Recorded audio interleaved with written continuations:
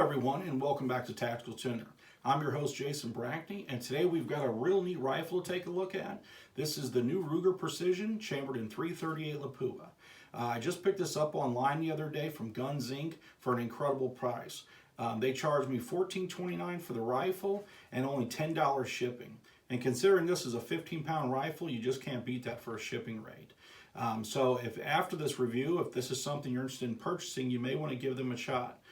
So what we're going to do now is we're going to move forward to the unboxing, and then we're going to take a look at the rifle and go over some of its features, and then after that we're going to run it out to the range. So why don't we get on to the unboxing. Okay guys, let's take a look at what all this thing comes with. So, open her up here, let me prop it up a little so you guys can see how it's packed. So this is, wow, it's packed extremely nice. Looks like we got the manual, normal paperwork. Okay, so it looks like we got 2 magazines, I think. Yep. I believe these are 10-round magazines. Got our normal lock. It's like a rail, I'm assuming, for mounting your bipod, and a QD mount. All right. There's the rifle.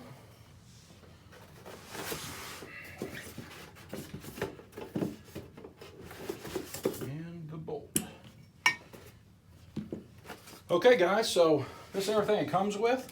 We're going to kind of get everything put together, throw our scope on it, put our bipod on it. Then we'll come back and we'll kind of show you some more detailed pictures and stuff of it, so you get a real good look at it. But that's it. That's everything it comes with. All right guys, so we got the scope and everything mounted up. We did run into an issue with this whenever we went to start mounting the scope. We realized that these handguards were twisted a little bit, which typically isn't a big problem, but we unbolted it here and we went to adjust the handguard mounting nut, and it just would not, we couldn't get it straight. So we got to looking a little closer, and some of these screws were kind of drilled in an angle instead of straight in. So at that point we realized there was nothing we could do to fix it. And then we also realized they had the muzzle brake on there crooked from the factory. Again, not a hard thing to fix, but it's something to look out for if you pick one of these up. But we ended up having to send this back to Ruger. They replaced the mounting nut for the hand guards, and they replaced the hand guard. They got it right back to us though in about 4 weeks, which isn't bad considering it was during the Christmas holiday. And they were nice enough to include a free magazine with it. So I appreciate that from Ruger. But anyway, we got the scope and everything mounted. We decided to go with the Athlon Cronus rifle scope again for this build. We also put some 1.4-inch Seekins rings, the AR height rings. We got a Vortex bubble level, a Vortex throw lever, and just some standard Butler Creek flip-up caps. Other than that, we threw on a UTG Recon folding bipod, and that's pretty much it. So what we're going to do now is we're going to give you guys some close-up shots of this thing, go over some of the features that come with this thing, and give you a real good chance to get a good look at it. Before we get to the features, I thought it'd be neat to do a size comparison to give you an idea of the size of this rifle compared to some other common rifles. Right here we've got a 30 caliber Remington 700 with a 16-inch barrel, and then we've got a standard AR-15 with an 18-inch barrel. So as you can see, those rifles compared to this, there's a vast difference. So why don't we go ahead and get on to the features. Okay guys, this Ruger Precision rifle is chambered in the .338 Lapua Magnum, model number 18080. This rifle is designed with an inline recoil path that manages recoil directly from the rear of the receiver to the buttstock. Not through the traditional bedding system, this provides maximum accuracy potential. The overall length of this rifle is 49 inches to 52.5 inches with a stock extended, and 40.35 inches with the stock folded.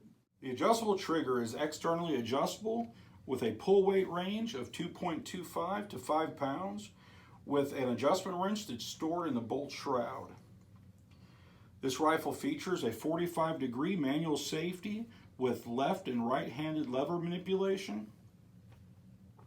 The 3-lug bolt has a 70-degree throw and features dual cocking cams and smooth running full diameter bolt body.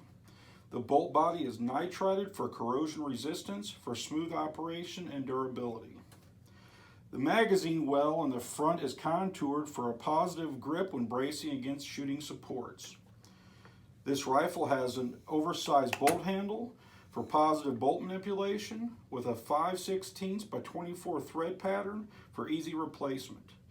The bolt assembly tool is stored in the Ruger Precision bullet aluminum shroud for easy striker channel cleaning.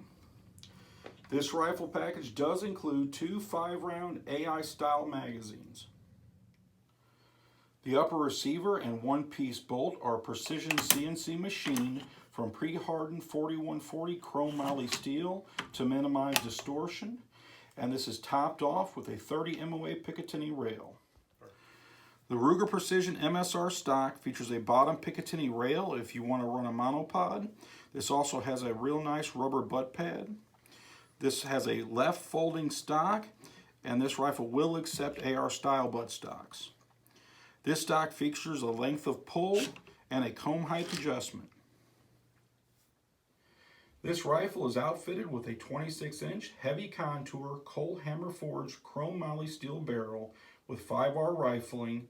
It has a 1-in-9 right-handed twist. The barrel is topped off with a 3/4 by 24 thread patterned Ruger Precision Rifle Magnum muzzle brake, which is tunable to effectively reduce recoil and muzzle jump.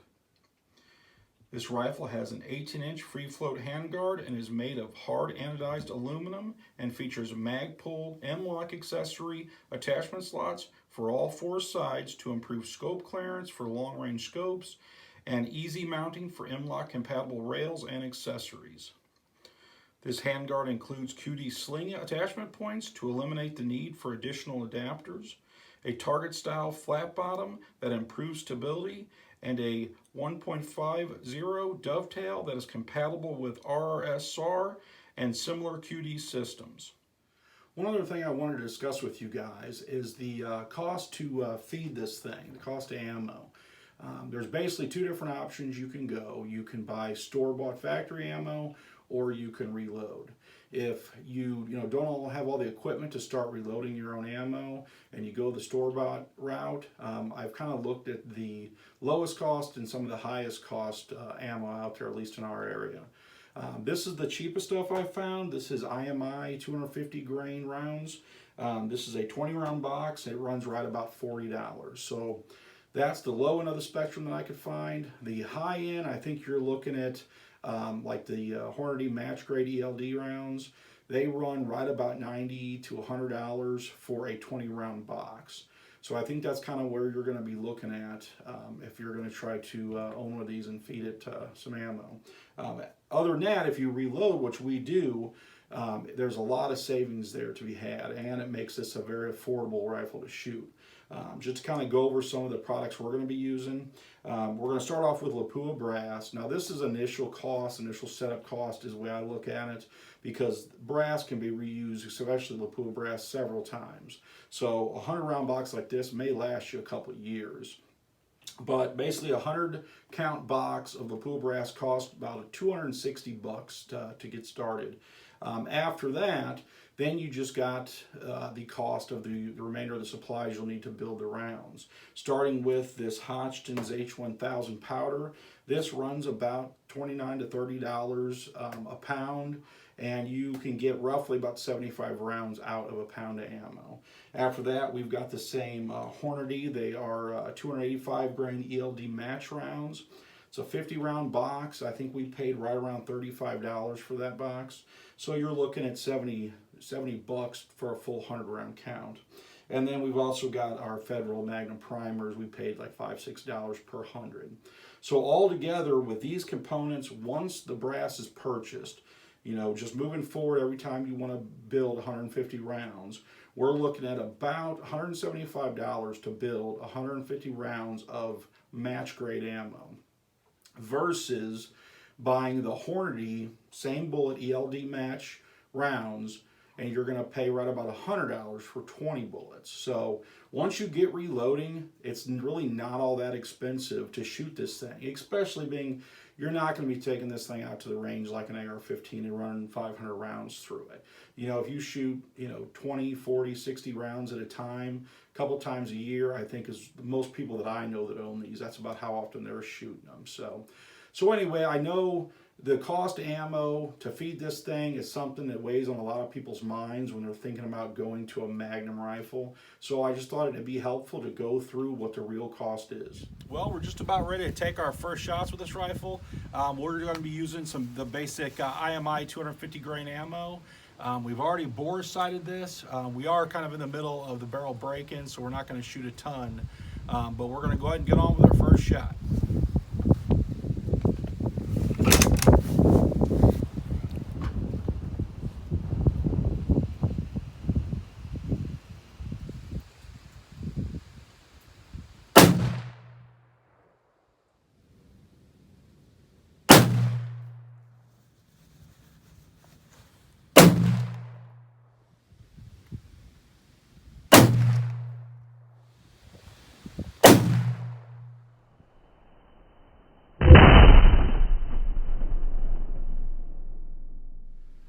All right, so as you can see, we're shooting roughly about 100 yards today. Again, we're just doing a barrel break-in, so no need to go too far. But I was pretty happy. We ran about a 1-minute group, which is pretty good considering we were just using the cheapest, off-the-shelf ammo I could find. I had a few flyers. I contribute that to me, though. I don't think that was the rifle because it's extremely cold out here. But so far, I'm pretty happy with that. So now why don't we go ahead and head back to the gun room.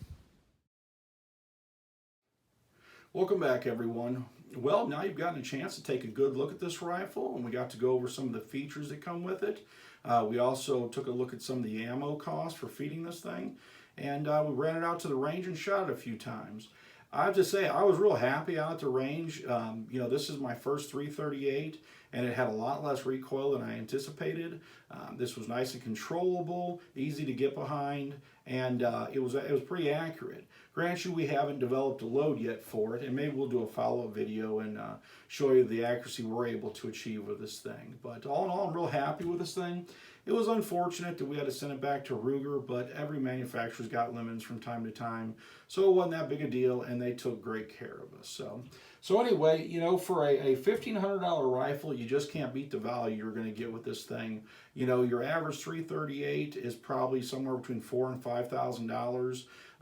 And you're getting this for 15, so you just can't beat that. So anyway, if this rifle is something you're interested in purchasing, I would encourage you to check out Guns Inc. They sell these at a fabulous price.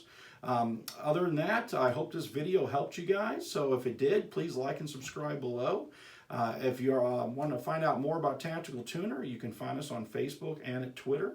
Well, from all of us here at Tactical Tuner, until next time, we'll see you at the range.